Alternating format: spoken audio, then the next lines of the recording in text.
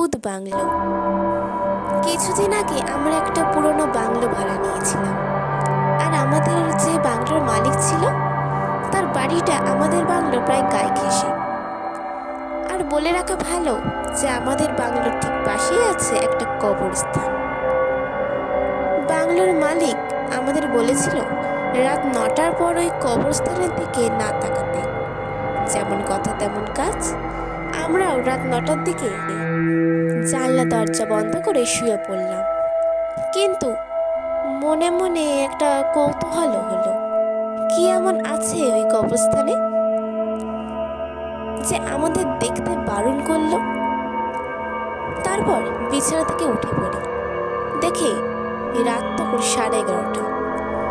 কৌতূহলবশত জানলাটা হালকা ফাঁক করে দেখতে লাগলাম। অনেকক্ষণ ধরে দেখার পরও কিছুই নজরে আসলো না। অগত্যা কিছু দেখতে না পেয়ে জানালা বন্ধ করতে যাব, এমন সময় হঠাৎ দেখতে পেলাম একটা কালো ছায়া পাশ দিয়ে চলে গেল। আমি অতটা গুরুত্ব না দিয়ে জানলাটা বন্ধ করে দিলাম। জানালা দিতেই রান্নাঘর থেকে একটা কিছু পড়ার শব্দ শোনা যায়, যেমন ধরো বাসন। সেই আওয়াজ শুনে আমার মা বাবা ঘুম থেকে উঠে পড়ে। আওয়াজ শুনে আমি দৌড়ে রান্নাঘরে যাই, কিন্তু আশ্চর্যজনক বিষয় হলো রান্নাঘরের দরজা বাইরে থেকে বন্ধ ছিল। তাহলে ভিতরে কে? একটু সাহস করে দরজাটা হালকা খুলে দিই।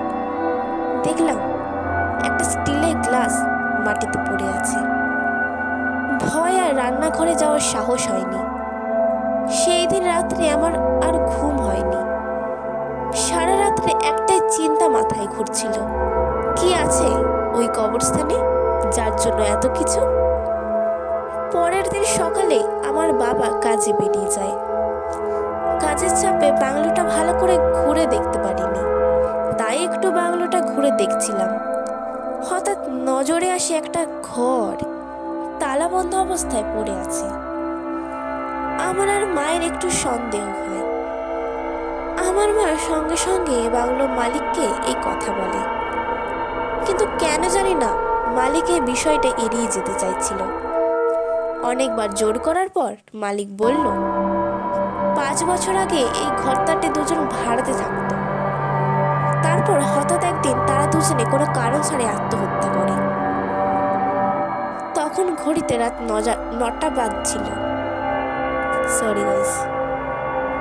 আর তারপর তাদেরকে ওই কবরস্থানে পোতা হয়। তারপর আমি বলে উঠলাম, তাহলে আপনি রাত 9টার পর ওই কবরস্থানে তাকাতে বারণ কেন করেছিলেন? মালিক বলল, আসলে মায়া কাটাতে না পেরে এখানেই রয়ে গেছে, তাই আমি বলেছিলাম রাত 9টার পর ওই কবরস্থানের দিকে না তাকাতে। চিন্তা করো না, আস্তে আস্তে সব ঠিক হয়ে যাবে।